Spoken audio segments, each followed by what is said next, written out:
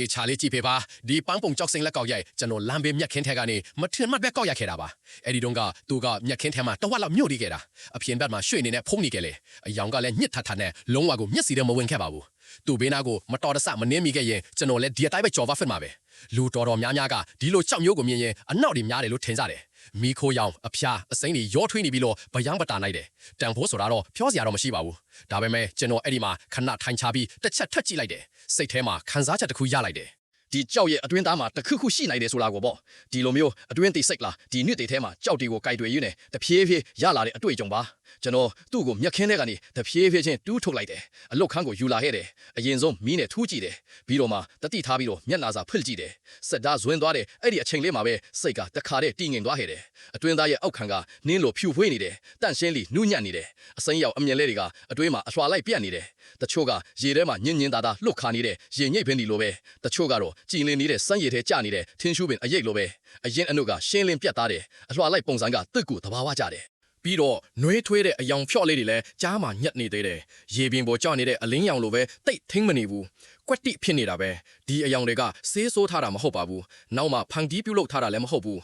အားလုံးကအချိန်ကာလတွေကကြောက်တုံးထဲမှာထပြေးရင်းနဲ့ခြံထားခဲ့တဲ့အမှတ်အသားတွေပါကျွန်တော်မီးရောင်အောက်မှာအကြာကြီးထက်ခါကြည့်နေမိတယ်စိတ်ထဲမှာအကဲဖြတ်ချက်တစ်ခုရနေပါပြီဒီကြောက်စိမ့်တုံးကရှုပ်ထွေးတဲ့ဒီဇိုင်းတွေနဲ့မလိုက်ဖက်ပါဘူးသူ့ရဲ့မူလအကြောအတိုင်းပဲပုံဖော်တာကအကောင်းဆုံးဖြစ်မှာပါ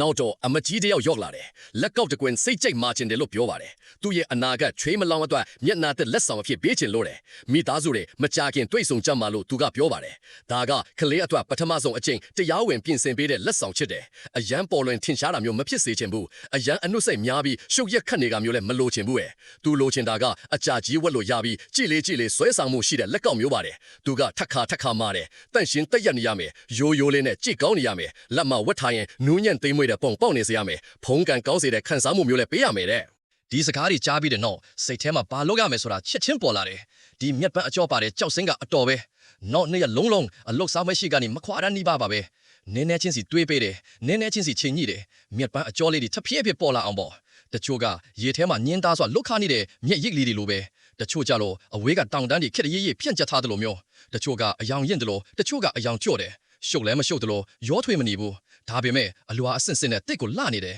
ဒီလိုအကြောမျိုးကလူတွေဖန်တီးပြီးဒီဇိုင်းထုတ်လို့ရတာမဟုတ်ဘူးဒါကအချိန်ကာလတွေရဲ့အနီးထိုင်မှုကနေဖြစ်ပေါ်လာတဲ့ရလဒ်ပဲဒီလိုလက်ကောက်မျိုးလုပ်တဲ့အခါစိတ်လောတာကိုအကြောက်ဆုံးတယ်နည်းနည်းလေးပို့တွေးလိုက်မိရင်အကြောမြင်တို့ကပျောက်သွားနိုင်တယ်နည်းနည်းလေးရှော့တွေးလိုက်ရင်လည်းအသားခံကလေးကြီးလင်းမှုမရှိဘူးဒါကြောင့်တစ်ဆက်ချင်းစီပဲလုပ်လို့ရတယ်ဖြည်းဖြည်းချင်းပုံဖော်ဖြည်းဖြည်းချင်းအယောင်တင်လက်ကောက်အတွင်းခွေကပုံမှန်ထိဖို့လဲလိုတယ်ပန်းပွင့်လေးတွေကိုလည်းအကောင့်အတန်းကြံနေအောင်လုပ်ရတယ်နှစ်ရက်တိအချင်းယူပြီးတော့ဒီမြက်ပန်းလက်ကောက်လေးကဖြည်းဖြည်းချင်းပုံပေါ်လာခဲ့ပါတယ်အခုမြင်နေရတဲ့အသားခံကနူးညံ့ပြီးကြည်လင်းနေပါတယ်အစမ်းရောင်ကလက်ကောက်ပေါ်မှာဖြည်းဖြည်းချင်းပြနေတယ်ကြည်လင်တဲ့စမ်းရည်နဲ့ຫນွေဦးရဲ့ခန့်စားချက်ကိုလက်ကောက်တကွင်းထဲမှာစုစည်းထားတယ်လို့ပါပဲဖြည်းဖြည်းလေးလက်ကြည့်လိုက်ရင်ရှုထောင်းတိုင်းကပုံစံမတူပါဘူးကြည်လေတန့်စင်လေကြည်လို့ကောင်းလေပါပဲသူ့မှာပန်းပုတ်ထွင်းထူထားတာမရှိဘူးရှုပ်ထွေးတဲ့လက်ရာတွေလည်းမပါဘူးဒါပေမဲ့ဆုံးဖြတ်ချက်နဲ့လက်ရက်ခန့်စားမှုကတော့အစမ်းသက်ဆုံးပဲပစ္စည်းအချောထွက်လာတဲ့အခါကိုယ်တိုင်တောင်မနေနိုင်ပဲအကျင့်ပြန်ကြည့်မိခဲ့တယ်ထင်ပေါ်အောင်လို့မထားဘူးဒါပေမဲ့ကြည်လို့ကောင်းတယ်မျက်စိကျစရာမလိုပေမဲ့ကြည်လေးစိတ်ထဲတက်တာလေးပါပဲဦးဆုံးတွေ့ဆုံခြင်းလက်ဆောင်အဖြစ်အထူးတင်တော်တဲ့နူးညံ့ပြီးစိုးပြေနေတဲ့ညင်တဲ့စုမုံကောင်းတစ်ခုလိုပါပဲအမကြီးကပစ္စည်းအချိုးကိုမြင်လိုက်ရတဲ့အခါချက်ချင်းပဲပြုံးလိုက်ပါတယ်သူကပြောတယ်ဒါကသူလက်ဆောင်ပေးခြင်းနဲ့ခန်းစားချက်မျိုးပဲတဲ့နောက်တော့သူကအားနာတဲ့ပုံစံနဲ့မေးလာတယ်လက်ခိုကိုနည်းနည်းလောက်ရှော့ပေးလို့ရမလားတဲ့တခြားလက်ဆောင်လေးတွေပါထပ်ထည့်ခြင်းသေးလို့ပါတဲ့ခလေးကိုအတူတူပေးဖို့အတော်ပေါ့ဒီစကားကိုကြားလိုက်ရတော့တကယ်ကိုစိတ်ထဲမှာထီထွားပါတယ်တစ်ဖက်မှာလူကြီးတယောက်ရဲ့စေတနာနောက်တစ်ဖက်မှာတော့လက်မှုပညာအပေါ်ထားတဲ့ကျွန်တော်တို့ရဲ့စွဲမြဲမှုပေါ့